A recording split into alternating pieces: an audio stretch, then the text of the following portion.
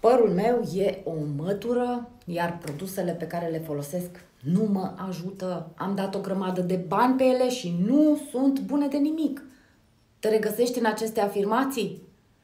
Te vopsești frecvent pe păr? L-ai decolorat? Folosești placa sau peria rotativă regulat? Înseamnă că a fost afectată structura firului de păr și produsele nu au nicio vină, crede-mă. Ca să îți recuperezi sănătatea părului, trebuie doar să fii perseverent în a-l îngriji corect și să încerci să renunți sau măcar să reduci la minim intervențiile care l-au adus în starea actuală. În interiorul firului de păr există niște legături chimice, iar cele mai importante 3 tipuri sunt următoarele.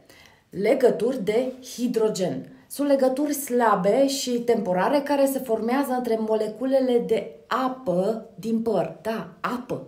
Și lanțurile de keratină. Deci, între moleculele de apă și lanțurile de keratină.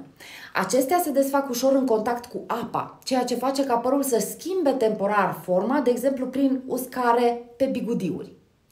Legăturile ionice sau saline sunt legături cu ceva mai puternice decât cele de hidrogen, dar tot temporare. Acestea se desfac în condiții de pH extrem, cum ar fi utilizarea unor produse acide sau alcaline. Cele mai importante însă sunt legăturile disulfidice. Acestea sunt cele mai puternice legături și sunt permanente, fiind responsabile de forma naturală a firului de păr, fie el drept, ondulat sau creț. Se formează între 2 atomi de sulf din aminoacidul cisteină prezent în keratină. Ele pot fi modificate doar prin procese chimice intense, cum ar fi decolorarea, vopsirea, îndreptarea permanentă sau permanentul ondulat.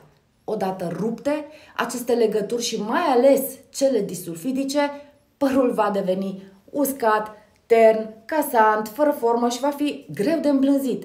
Dacă ai părul creț sau ondulat, sigur tiparul va fi grav afectat.